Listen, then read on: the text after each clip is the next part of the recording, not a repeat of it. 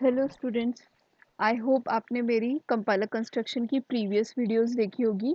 उसमें एक वीडियो में मैंने आपको इफ स्टेटमेंट का टोकन्स जनरेट करना और पास ट्री बनाना सिखाया। उसी का मैं सेकंड एग्जांपल आज करा रही हूँ व्हाइल लूप में। ये भी आरटीएमएनयू के क्वेश्चन पेपर में काफ़ी बार पूछा गया है। ठीक है।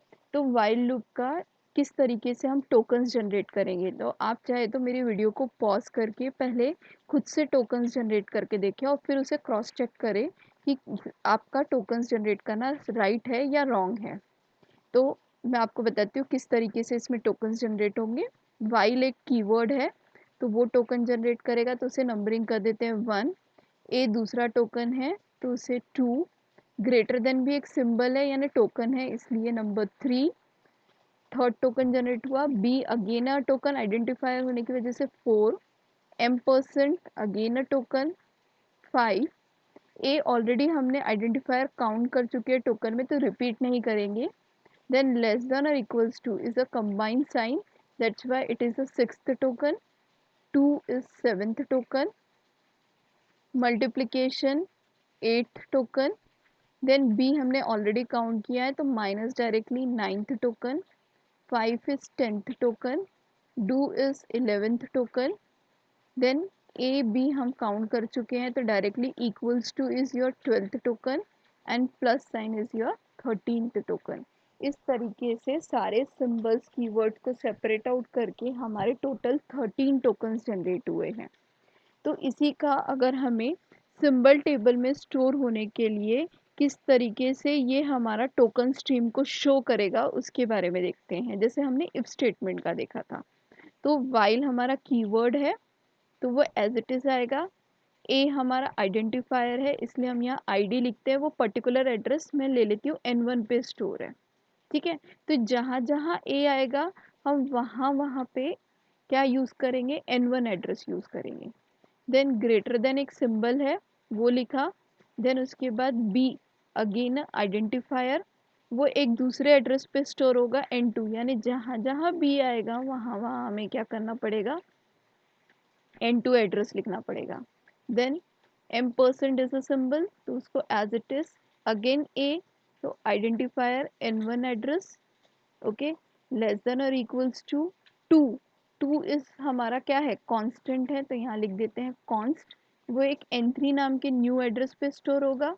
देन मल्टीप्लिकेशन अगेन आइडेंटिफायर और बी है, बी हमने ऑलरेडी किस पे स्टोर किया था, N2 पे, तो N2 लिखेंगे।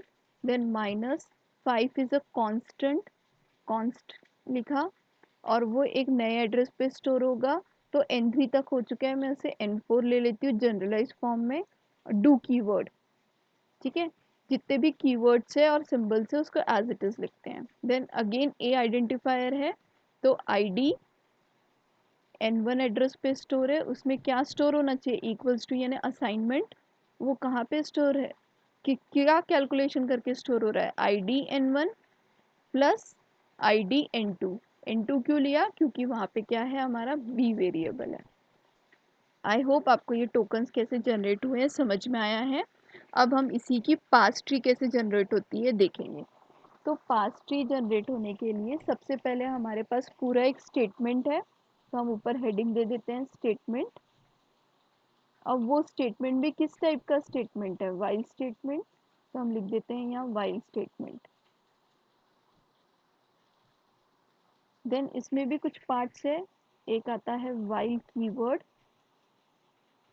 देन आता है हमारा कंडीशन, देन डू कीवर्ड और लास्ट इज अ असाइनमेंट। क्योंकि हमारा क्या हो रहा था, a is equals to A plus B लिखा है, दिस इज योर असाइनमेंट, क्योंकि a प्लस बी ऐड होके a में स्टोर हो रहा है, तो इसे क्या बोला जाता है, असाइनमेंट। तो यहाँ पे हम असाइनमेंट भी लिख सकते हैं या स्टेटमेंट भी लिख सकते हैं। चलो हम इसे भी एक स्टेटमेंट कंसिडर कर लेते हैं फिलहाल। ठीक है। सबसे पहले मैं ये स्टेटमेंट पार्ट बता देती हूँ क्योंकि ये शॉर्ट पार्ट है। ये स्टेटमेंट में भी हमारा क्या है, असाइनमेंट है, तो आप असाइनमेंट लिख दो या असाइनमेंट स्टेटमेंट लिख दो। उसमें भी हमारा क्या है, 3 पार्ट्स में डिवाइड हुआ है। एक है ए यानी आइडेंटिफायर ए, देन हमारा ऑपरेटर वो भी arrow operator. Then again expression. Expression क्यों? क्योंकि दो वेरिएबल्स आ गए a प्लस बी, तो एक्सप्रेशन भी अगेन तीन पार्ट्स में डिवाइड होगा। Identifier, operator, identifier. आइडेंटिफायर हो गया हमारा a, ऑपरेटर हो गया हमारा प्लस, अगेन आइडेंटिफायर हमारा क्या हो गया? b। ठीक है, हमने डू के बाद का पार्ट कर लिया। अब वाइल के आगे तो कुछ हमारी ब्रांचेस नहीं है, पर कंडीशन, कंडीशन में भी हाँ, आपने अगर देखा होगा तो हमारे पास दो कंडीशन थी। एक था a greater than b and a is less than और equals to 2 into B minus 5।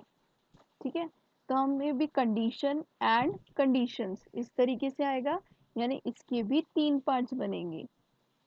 Condition first वाली एंड ऑपरेटर कंडीशन। ठीक है, तो हम ये वाली कंडीशन पहले करके देखते हैं। ये कंडीशन में तीन पार्ट्स आएंगे, आइडेंटिफायर, ऑपरेटर, आइडेंटिफायर। तो एक आइडेंटिफायर है ए, ऑपरेटर है ग्रेटर देन का साइन, दूसरा आइडेंटिफायर है बी। ठीक है, अब एंड के बाद का ये पार्ट करेंगे, पर ये पार्ट में भी यहाँ पूरा एक एक्सप्रेशन है और ये आइडेंटिफायर है और ये ऑपरेटर है, तो हमने इसको पहले तीन पार्ट्स में डिवाइड किया। Identifier that is a, operator less than और इक्वल्स टू, और अगेन एक्सप्रेशन। तो ये एक्सप्रेशन में भी क्या होगा? पहले 2 इंटू बी होगा, यानी ये भी क्या होगा? फिर से तीन पार्ट्स में डिवाइड होगा, एक्सप्रेशन, ऑपरेटर, कांस्टेंट।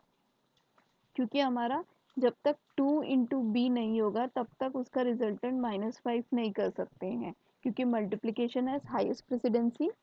तो यहाँ पे कांस्टेंट तो 5 हो गया, ऑपरेटर माइनस हो गया, पर ये एक्सप्रेशन यानी ये पूरा टर्म हो गया।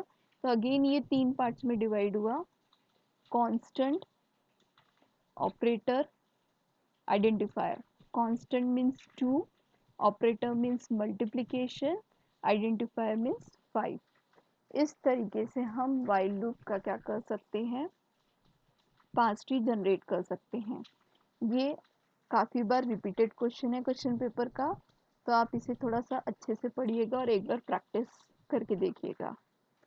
Thank you.